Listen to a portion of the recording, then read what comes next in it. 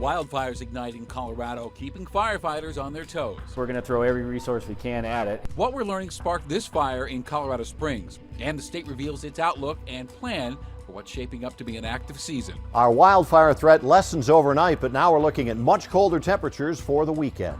Doubling down on recycling. I think a lot of communities could learn from the things that we're doing. As we celebrate Earth Day, environmentalists push Denver to cut down on trash. There's a grassroots movement to make change, and the cities are starting to respond. A collective sigh of relief in Colorado tonight. Fire warnings across our state have been lifted. This coming at the end of a very busy day for firefighters in Colorado, with several fires forcing temporary evacuations. That included this fire off of I-25 in Colorado Springs. Investigators say it was sparked by welding. The company responsible has been cited and will have to appear in court. And while there weren't any wildfires in the metro today, the smoke from other fires in Colorado and New Mexico and other states certainly was visible. I want you to take a look at this time lapse showing the smoke and haze rolling into the Denver area. Again, the good news tonight, that fire threat is diminishing. Of course, we are still dealing with some strong winds and falling temps. And if you're in the mountains, even some snow. This is a live look from I-70 near Vail Pass Summit, where you can see there's some snow on the road. Chief Meteorologist Mike Nelson with the latest conditions. Mike. I tell you what a day. Here are the current winds across the state. They're still strong on the eastern plains, but they are dying down farther to the west. Temperatures today, 89 in Denver, 92 at Burlington, Sterling and Pueblo at 91. But it's cooling off quickly now as a cold front is pushing through the state. Behind that front comes gusty winds and snow for the mountains. The high wind warning continues down to the south. And just to add a little bit more, these are severe thunderstorm warnings out near Burlington and also up in the northeast corner of the state. Severe thunderstorm warnings in effect. Northeast corner of Colorado as that colder air comes in. Thunderstorm gusts to 60 miles per hour and some hail up to 1 inch in diameter possible. It's been a very busy day. The full weekend outlook coming up in about 15 minutes. Sounds good. And while our fire threat is diminishing for the night, burn restrictions are still in place. Stage 2 restrictions are in effect in both Adams and Arapahoe counties. And that means no open burning. That's no campfires, no chimeneas, no fireworks. A step down, Stage 1 restrictions, those are in place in Boulder, Douglas, and Jefferson counties. And that means no open burning on public lands, including personal fireworks or campfires outside of any permanent fire pit. State fire officials warn that we have some tough days ahead, but they also say they are more prepared than ever to fight fires. The 2022 wildfire outlook is not great. Now, the only average precipitation predicted until June, likely to make drought conditions even worse. And these projections could also mean the core fire season could begin as early as next month. There are times when we predict a fire season is going to be terrible and it's moderate. But we're still trying to outguess Mother Nature, and sometimes that doesn't always work out. When it comes to preparedness, fire officials are emphasizing 5 points here with this plan. More aerial firefighting weapons, greater availability of aircraft to respond, greater availability of fire engines and staffing, more crews strategically placed throughout the state on high fire dangers like we saw today, and a new mobilization plan allowing for better dispatching of aircraft and ground support during large-scale fires. And as fire officials warn of a concerning fire season, bills addressing wildfires are moving forward at the State House. House Bill 1007 would save homeowners money on wildfire mitigation by extending an existing income tax deduction and creating a state income tax credit to reimburse homeowners. House Bill 1379 invests $20 million to protect watersheds and reduce the risk of fire. And House Bill 1111 ensures that homeowners displaced by wildfires will receive fair payouts for lost property. And the wildfire threat will only increase heading into the summer, and that's because we're still in the midst of a drought and snowpack numbers keep dwindling. This is the latest snowpack map released today, and right now, not one of Colorado's water basins is above 100% of normal. All of southern Colorado is around 65% of normal. And typically we hit peak snowpack numbers in the first few weeks of April. This year we hit peak snowpack in late March. Well, today we checked back in with the Chavez family in Superior.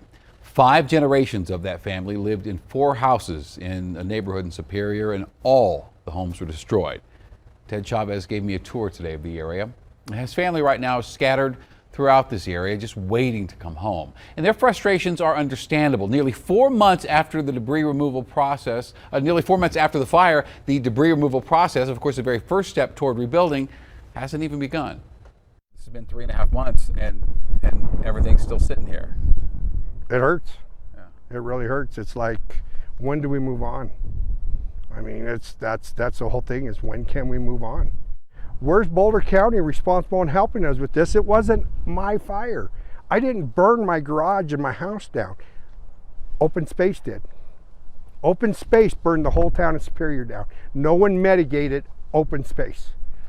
Why are we responsible to pay for everything and above because Boulder County didn't take care of their open space? Or maybe Superior didn't take care of their creek area. I don't know. I don't have those answers, but it'd be nice to hear it. I do want to say, though, just a few minutes ago, we heard from Ted, who said he was just told debris removal will now begin next week. As we celebrate Earth Day, environmentalists are pushing for Denver to double down on recycling and composting. As Denver 7's Rob Harris explains, a proposed change to trash services would incentivize people to cut back on trash.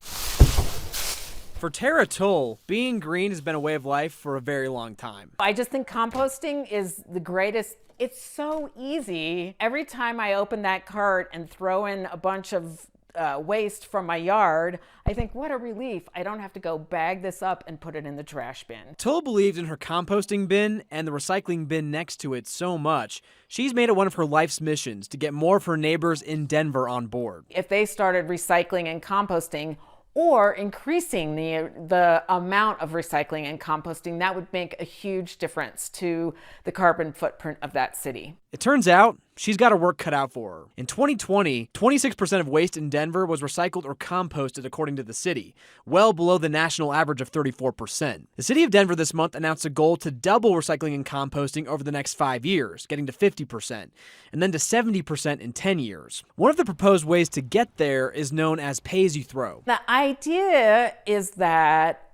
city programs and policies should encourage sustainable behavior and support it, make it easy to do things like recycle and compost, and discourage behaviors like throwing things into the landfill. The whole idea of this program is it flips the incentives of waste in Denver on its head by offering composting and recycling at no extra cost. And then on the flip side, those who throw a lot of trash will pay more for larger containers. Programs like this have seen success in other cities across the country, including here in Colorado. I think our recycling numbers speak for themselves year after year. That's Tyler Bandemer, solid waste superintendent in Loveland. And he's not kidding. Remember that 34% national average? Loveland's been way ahead of it for years, about 58% last year, and above 60% before the pandemic. I think a lot of communities could learn from the things that we're doing. Loveland has had a pay-as-you-throw model since the early 90s, and Bandemer says that, combined with the composting and recycling at no extra cost, has been key to their success. It's really been a big factor for Loveland's program, and I know a lot of communities are looking at this. Just the fact that we give so many options to get rid of all these materials that don't need to go in the landfill. For Denver 7, I'm Rob Harris. And Denver City Council is expected to discuss the pay-as-you-throw program next week. Similar measures brought up in the past have never been adopted. Recycling takes more than just putting the recyclables into a bin. So we want to give you some tips so you can make sure that you are making the impact you want to be making. The EPA says before recycling plastics, check the type of plastic to make sure it will be accepted by your recycling center. And if you're recycling cans, don't crush them. EPA actually says crushed cans are harder to detect during the sorting process. Also, if you're recycling glass, make sure it's not broken so it can't hurt workers and damage equipment. Years of hard work just gone in an instant. A Denver couple says the truck they worked years to afford and the belongings inside were stolen in the middle of the night. But through their own detective work, they told Denver 7 CB Cotton they believe the thief is now selling their property online. A dilemma was waiting just outside the doorstep for one couple in Denver's Berkeley neighborhood. It was the morning of April 12th. We both walked out here together to leave for work. And as soon as we walked out here, we saw that my boyfriend's truck was gone. The couple's red 2004 GMC Sierra was stolen from its parking spot in front of their home. It was locked and I had my keys in my hand. Keys in hand and a sinking feeling in the hearts of Brent Fulford and Katie Lewis. The truck was about $12,000 when I bought it, and just a year ago, something that I was looking for a long time. And inside the car was hundreds of dollars worth of dirt bike gear. Another several $100s worth of tools in it. And he relied on those tools for his full-time job. Now, the couple is trying to get pieces of their livelihood back. Somebody's sitting in our vehicle enjoying it and didn't have to put years of hard work into getting it. The couple says this is their GMC truck, spotted in surveillance video captured at a neighbor's home around 3 a.m. on April 12th. They think the driver is using their car to canvass for other victims. According to Denver's crime map, auto theft in the Berkeley neighborhood is up so far this April compared to last April. This month, an average of 1 car is being stolen every 3 days. The stats aren't encouraging. It made me really mad. But their anger has grown. The couple says these are advertisements from Facebook Marketplace of a person selling their dirt bike equipment. We contacted him and we tried to plan a meetup just to maybe get some more information, but we were a little bit nervous to confront him because we don't know what this person's about, if he is carrying a weapon on him. The couple has filed a police report and hopes coming forward will put others on alert. It'd mean a lot to me to get my stuff back, but it'd mean even more to find the person that's doing this and try to prevent another person from going through what we're going through right now. In Denver, I'm CB Cotton, Denver 7. A new tool in the effort to fight fires in Colorado. It's rugged. It was built for battle. Why it could be some time before we see the Firehawk in action. On the brink, the Nuggets are down to their last line.